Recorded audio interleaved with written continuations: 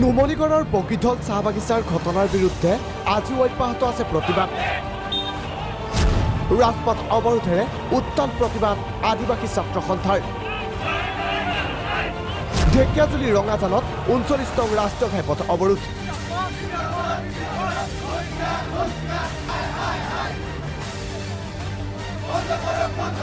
বগীধল চাহ বাগিচাৰ স্বত্বাধিকাৰী সমীৰ ৰয় আৰু ভাতৃ সুধীৰ ৰয়ক দৃষ্টান্তমূলক শাস্তিৰ দাবী। ঘটনাত ব্যৱহৃত ৰিভলভাৰ আৰু ৰাইফল উদ্ধাৰ।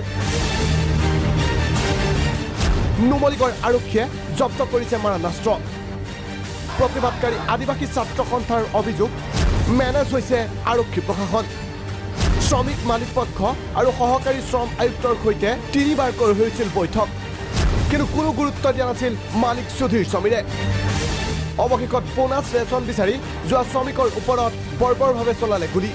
ইতিমধ্যে জিলা প্ৰশাসন আৰু তাত labour commissioner assistant labour commissioner লগতে চুক্তি হৈছিল তেওঁলোকে বোনাছ প্ৰদান কৰিব লাগে। তেওঁলোকে এই বোনাছটো প্ৰদান নকৰিলে আৰু বোনাছ প্ৰদান কৰিব সময়ত নিৰ্বিচাৰে বৰ্বৰতাৰ গুলীচালনা কৰিলে আমি আদিবাসী ছাত্ৰ সন্থাই তীব্ৰ গৰিহণা দিছোঁ। শ্ৰমিকসকলৰ সমস্যা অৱগত কৰা হৈছিল মন্ত্ৰী পল্লৱ লোচনকো, কিন্তু কোনো ধৰণৰ গুৰুত্ব প্ৰদান নকৰিলে মন্ত্ৰী পল্লৱ লোচন দাসে।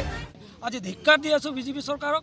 আজি পল্লৱ লোচন দাস নিচিনা শ্ৰমিক মন্ত্ৰী হৈ আজি যে এই বাগানৰ মালিক পক্ষই মানে কোনো ধৰণৰ কণ্ট্ৰল নাই, কোনো ধৰণৰ হেৰি নাই।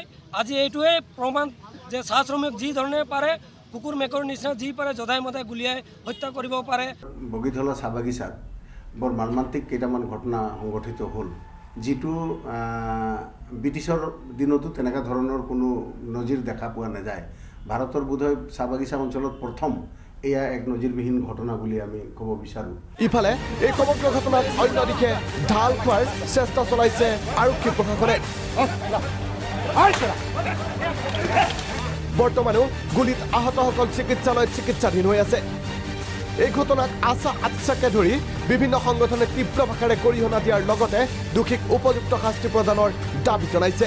মই গোটেই ঘটনাটোক গৰিহণা দিম আৰু মই যি অসমত বিজেপি চৰকাৰ আছে এই চৰকাৰৰ যি মুখিয়াল সৰ্বানন্দ সোণোৱাল ডাঙৰীয়াক আহ্বান জনাম যাতে আইনৰ শাসন হ'ব পাৰে সেই ব্যৱস্থাটো কৰিব লাগে।